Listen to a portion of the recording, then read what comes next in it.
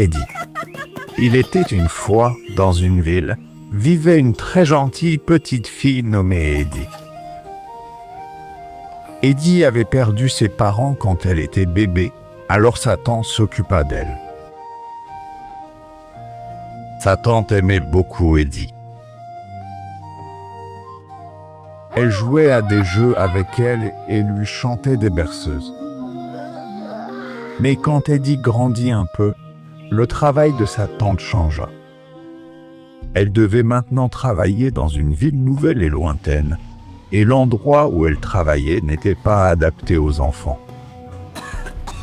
Finalement, elle pensa au grand-père d'Eddie, qui vivait dans les montagnes. Sa tante pensa que le vieil homme qui vivait seul, tout en haut dans les montagnes, pourrait bien s'occuper d'Eddie. Grand-père Alpé était un homme grincheux qui vivait seul dans une petite cabane dans les Alpes. Même avec quelques inquiétudes, elle pensait qu'Eddie pourrait être heureuse là-bas, près de la nature. Alors, un matin, ils se préparèrent tôt et partirent ensemble pour un long voyage. Les routes serpentaient vers le haut. Les oiseaux chantaient et le vent faisait bruisser les feuilles des arbres. Eddie ne savait pas où ils allaient, mais elle regardait tout avec curiosité, et il était clair qu'elle appréciait le voyage. Enfin, au sommet de la montagne, une petite cabane apparut. C'était la maison de grand-père Alpé.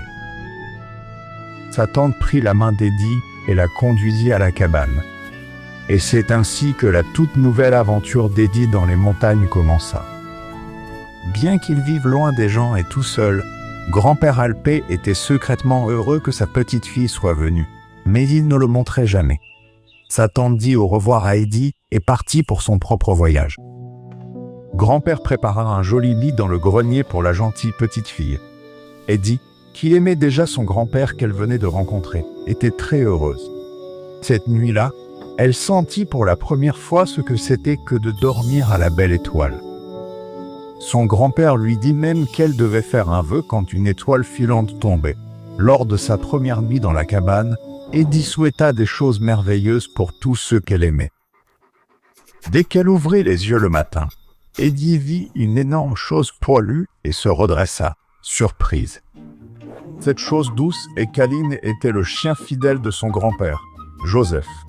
En voyant le doux visage et les oreilles tombantes de Joseph, Eddie éclata de rire. Les deux devinrent amis dès la première minute. Eddie suivit Joseph, explora les environs de la cabane, s'enfuit devant les abeilles et joua avec les papillons. Bientôt, elle s'habitua à la cabane de son grand-père, aux montagnes verdoyantes et aux collines fleuries. Un jour, lors d'une promenade, Eddie rencontra Peter, le chevrier des versants des Alpes. Quand Peter vit pour la première fois la joyeuse petite fille sauter dans le champ, il en crut à peine ses yeux. « Est-ce un nouvel agneau ou une fée ?» se demanda-t-il. Eddie sourit si gentiment que Peter alla tout de suite à sa rencontre. Comme ils étaient tous les deux des enfants, ils sont vite devenus de grands amis. Le lendemain matin, alors que Peter allait faire paître ses chèvres, Eddie le suivit joyeusement en disant « Je viens avec toi ».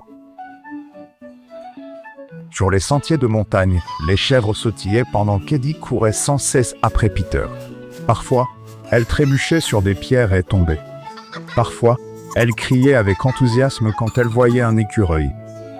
Mais par-dessus tout, elle était émerveillée par la façon dont Peter parlait aux chèvres. Peter lui expliqua comment marcher dans les montagnes, quand les chèvres broutent et quand elles se reposent. Eddie apprit tellement de choses sur la garde des troupeaux qu'elle pouvait presque gérer son propre troupeau. Pendant qu'ils riaient et jouaient dans les montagnes, le temps passait à toute vitesse. Tout l'été, Eddie courut et joua dans les prairies, mais aida aussi son grand-père dans les tâches ménagères. L'une de ses activités préférées était de cuire des petits pains dans le four en pierre de son grand-père. Elle apportait le pain qu'elle cuisait à la vieille grand-mère de Peter. et la grand-mère offrait à Eddie du lait de chèvre. Quand l'été se termina et que l'hiver arriva, les montagnes devinrent toutes blanches. Quand Peter commença l'école, Eddie se mit à se sentir seule. Elle était très triste de ne pas pouvoir aller à l'école comme Peter. C'est alors que sa tante revint pour emmener Eddie en ville. Elle voulait qu'Eddie travaille et aille à l'école. Au début, grand-père Alpé était très en colère contre cette idée et ne voulait pas la laisser partir. Mais après réflexion, il convint qu'il serait mieux pour Eddie d'aller à l'école en ville. Bien qu'Eddie ne voulût pas quitter son grand-père, elle accepta de partir avec sa tante qui lui promit qu'elle reviendrait bientôt. Après un long voyage en train, sa tante et Eddie arrivèrent dans une grande maison en ville. Eddie rencontra Clara, la petite fille de la maison. Clara avait eu un accident quand elle était petite. Elle ne pouvait donc pas marcher. Sa tante avait en fait amené Eddie dans cette maison pour qu'elle soit une amie pour Clara. Clara et Eddie s'apprécièrent beaucoup et devinrent de très bonnes amies. Eddie, ne connaissant pas grand-chose à la vie en ville, faisait souvent des erreurs amusantes qui faisaient rire Clara. La grand-mère de Clara était une femme très stricte et qui aimait les règles. Elle essaya de tout apprendre à Eddie, de la manière de s'asseoir et de se tenir debout à la façon de tenir une fourchette et un couteau à table. Clara aida aussi Eddie à apprendre à lire et à écrire. Bien qu'Eddie ne se sentît pas très à l'aise, elle commença à s'habiller comme les gens de la ville. Même si elle y passait de belles journées, son grand-père, Joseph, et les montagnes verdoyantes lui manquaient beaucoup. En fait, ce manque commença à la rendre très triste. Elle devint si triste qu'elle ne pouvait même plus manger. Le père et la grand-mère de Clara remarquèrent l'état d'Eddie. Après quelque temps, ils décidèrent de la renvoyer chez son grand-père. Cette fois, Clara était très triste parce qu'Eddie partait. Mais sa grand-mère la réconforta, en lui disant qu'aimer quelqu'un, c'est vouloir son bonheur. Enfin, le jour des adieux arriva. En lui disant au revoir, sa tante dit que Clara rendrait visite à Eddie l'année suivante. Quand elle retourna dans ces montagnes, Eddie était folle de joie. D'abord, elle voulut s'arrêter chez Peter en chemin. Elle donna à la grand-mère le pain que Clara avait envoyé. Elle enleva également ses beaux vêtements et les laissa là. En courant vers la maison, Eddie serra fort son grand-père dans ses bras quand elle le vit. Joseph lui sauta dessus et n'arrêtait pas de lui lécher le visage. Quelque temps après, Eddie reçut une lettre annonçant la visite de Clara et elle fut folle de joie. Quelques semaines plus tard, quand Clara arriva dans les Alpes, elle adora l'endroit. Eddie la présenta à Peter. Clara aimait aussi beaucoup Peter, mais Peter était un peu timide avec elle, car une peur grandissait en lui. Et si Eddie aimait Clara davantage, ou si un jour elle le quittait et décidait de retourner vivre en ville. Mais Eddie les aimait beaucoup toutes les deux, et les jours qu'elles passaient ensemble semblaient être un rêve. L'air de la montagne, le lait de chèvre frais et le pain tendre firent beaucoup de bien à Clara. Mais Peter avait commencé à être très jaloux de Clara à cause de l'amitié d'Eddie pour elle. Il pensait que son amitié spéciale avec Eddie était en train de changer à cause de Clara. Puis ses yeux se posèrent sur le fauteuil roulant de Clara. Intérieurement, il pensa, si seulement ce fauteuil n'était pas là, peut-être que tout serait plus facile. Sans que personne ne le voie, il poussa doucement le fauteuil sur le côté. Le fauteuil dévala la falaise et se brisa en morceaux.